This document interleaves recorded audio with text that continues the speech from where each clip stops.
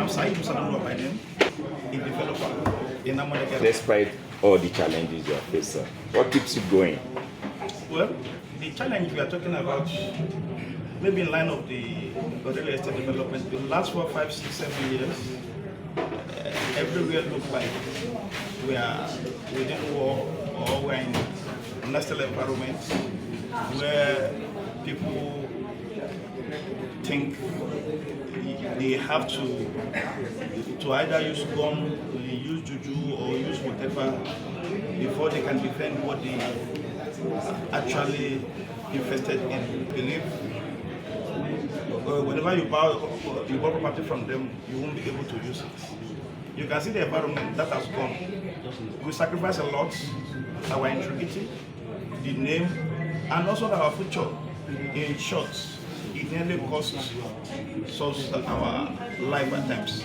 But glory be to Almighty God, we'll be able to liberate the entire Ibeju-Lekki to Epe, to Ibeju. You will hardly hear anything they call land grabber.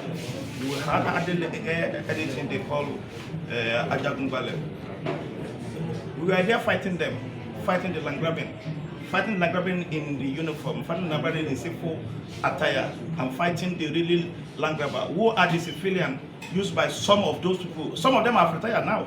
I think the Nigerian police system has even got clearer now. I think we are now having really police. No more land grabber and police uniform. Some of those who caused that mayhem, they are no more in the system, I don't think. That is why you don't even get to hear any noise. And the judiciary, particularly in Lagos State, they've done wonderful work, and Lagos State governments have also used the instrument of the Lagos State property protection law to solve a lot of problems. Now the environment is balanced. The investor cannot enjoy what they actually invested in. In short, the community, the Omonile, those who they call Omonile, or the owner of the land we are talking about, who have sold it, they still remain our landlord. We are just me and an investor. So we respect them and we share the coexisting peace we've been enjoying with them. Now that the cankerworm have left, the cankerworm are the land grabbers. Some of them come from Idoku, Songota, Abekuta, or whatever. They don't stay here and they don't even have anything they can rely on here. When the environment looked toxic for them, they left. And we are cool with the community now. Everything is fine. No more issue. Lagos State Assembly be able to solve a lot of issues. Any other thing you hear on the internet is just a joke. So we care less, in as much you are not coming closer to my party physically. Whatever you are doing on the internet, I care less. My audience are not here. My real audience are my family, the community, the really Epe indigent, the really Ibeju indigent. They are the community, they are my family. I'm a common person. Automatically, the only thing we need to be able to do as a common person is to make sure every one of them remain our family, and we are their family. They share the same future with us, and make sure the environment is balanced. With rising inflation, interest rates, and construction costs, how are these economic pressures shaping property development and affordability in Nigeria? Well, it appeared the government knew there would be an issue. At that point, the Iranian-American problem has not surfaced. But immediately the government of President Tinubu came into power, the first thing, and that is why I align myself to whatever the old man is doing there, the first thing he's trying to solve is to bridge the housing deficits. And in as much as I have that idea, he did not just say, I have this idea, he put it into working system. And putting it into working system through the Ministry of Housing, the Renew Hope Housing Scheme, go to almost everywhere, particularly in Abuja, where my brother, Mr. Damola, have done close to 6,000 as units at low cost. You will see the one Mr. Galadin is building here. You will see in Ibeju-Lekki here. You will see the one by Eda Famous, and we are also building close to 2,000 units.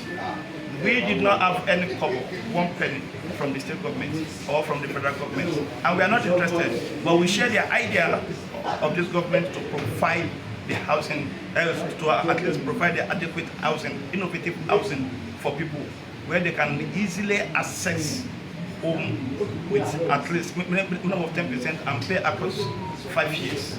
So when the Iran-American issue started, that happened to be at around 7,800 to 8,000, historically become something we are buying for 12,000 naira now.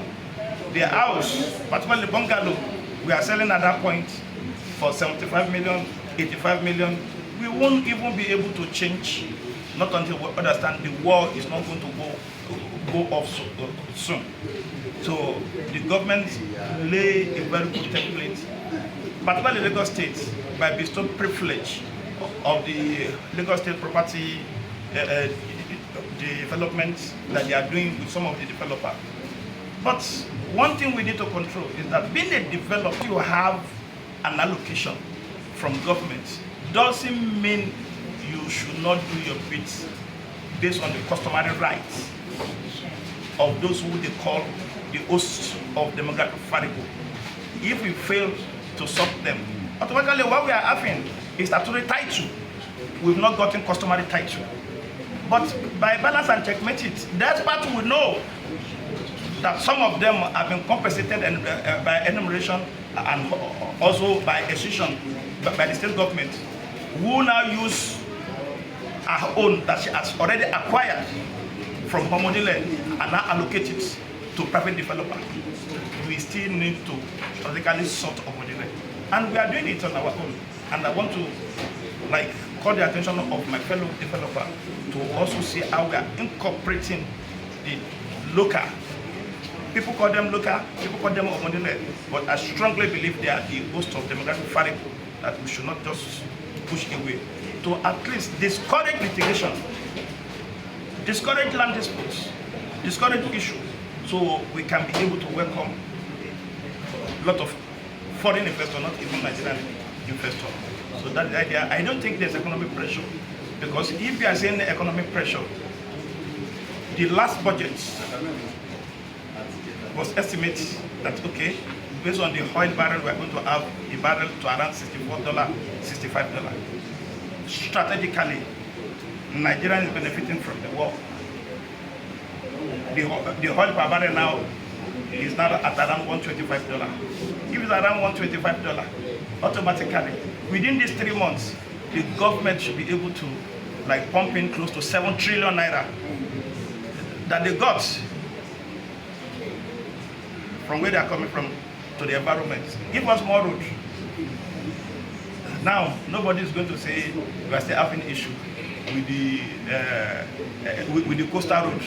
By now, we should be able to get to Calabar with what the 3 months of war has bestowed to Nigeria. So there's no economic pressure. Looking ahead to the next 5 to 10 years, what is your outlook on Nigeria real estate industry, and what trends or innovation should stakeholders prepare for? Well, if you are talking of stakeholders, we will be talking of the government as those who enforce the rule and regulation to balance the environment. The environment is porous. When you're talking of real estate, people are there, the only thing they want to do is to put signboard. When you're talking of real estate, government have a lot of rule. But you don't have a cheat you choose not to use to buy it.